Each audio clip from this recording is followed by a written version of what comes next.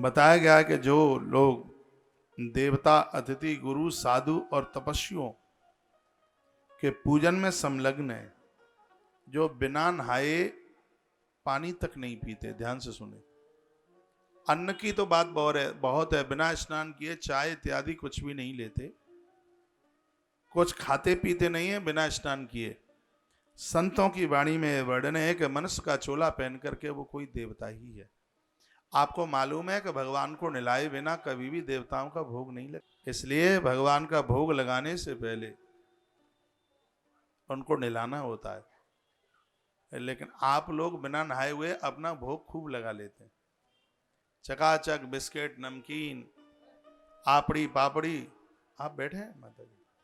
वर्णन किया गया है कि जो देवता, अतिथि, गुरु, साधु, तपस्वी और अपनी नित्य की तपस्या बिना स्नान किए हुए अन्न भी नहीं खाते, भगवान व्यास की कलम लिखती है, वह लोग मनुष्य के रूप में साक्षात कोई देवता है। ध्वज देवादि तीर्थानाम च गुरु साधु तपस्वनी पूजात पूर्तो नित्यम धर्म शास्त्रे तो नीतिसी। जो नित्य धर्म शास्त्रों को पढ़ते हैं, भगवान का पूजन करते हैं, पूजा करते हैं, सत्यवादी हैं, जितेंद्रिय हैं, लोभहीन हैं, प्रिय बोलते हैं, शांत है, दयालु हैं, मीठी भाषा बोलने वाले हैं। भगवान व्यास ने लिखा है कि सब देवी देवता हैं अपने आप में, इनका दर्शन साक्षात भगवत दर्शन है।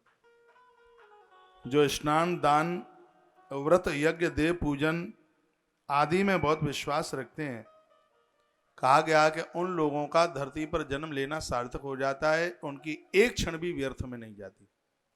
हाथ जोड़ के एक बात निवेदन कर दूं, 20 साल जीवन ज्यादा जी लोगे, अन्न नहाने के बाद ही खाओ।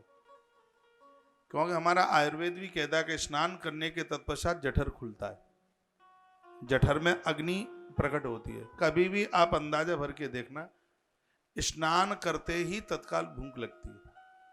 पहले आप अखबार पढ़ते रहोगे, मोबाइल पढ़ते रहोगे, बातें करते रहोगे, पत्नी कहेगी भोजन का टाइम हो रहा है, भोजन का टाइम हो रहा है, और आप मटर गश्ती करते रहते हैं, तैयार नहीं होते खाने पीने को। और जैसे ही आपने स्नान किया नहीं, मोटी टॉवेल से बाल घिसते रहते हैं और घरवाली को कहते रहते हैं अब लगी है भूख जोर से, जल्दी थाल सजा। क्योंकि स्नान के बाद तत्काल जठर में अग्नि प्रकट हो जाती है। जब आग जलती है उस समय भोजन किया जाता है तो वो पचता है, ठंडी आग में पचता नहीं है, खट्टी डकारें भरते रहते हो। माताओं को पता होगा कि जब तवा ठंडा हो और उसके ऊपर रोटी डाल दी जावे तो उस रोटी में कोई स्वाद ही नहीं होता, फट जाती है, फूलती नहीं है। जैसे गर्म तवे पर डाला हुआ फुलका बड़ा स्वादिष्ट होता है, फूल जाता है, उसी प्रकार से जब जठर में अग्नि प्रज्वलित होती है उस समय जब आप भोजन करते हो तो आपका किया गया भोजन पूरा का पूरा पच जाता है। इसलिए स्नान करने की आदत डालिए। सतम व्याय भोक्तव्यम, 100 काम करने से पहले भोजन की बात कही तो सहस्रम स्नान माचरित, 1000 काम करने से पहले नहाने की बात कही। वो अभ्यास नहीं है आपका, थोड़ा सा अभ्यास बन जाए तो आप चाय का घूंट भी नहीं पियोगे बिना नहाए, ऐसा नियम बन जाएगा। लंबा जीवन और स्वस्थ जीवन जीना चाहते हो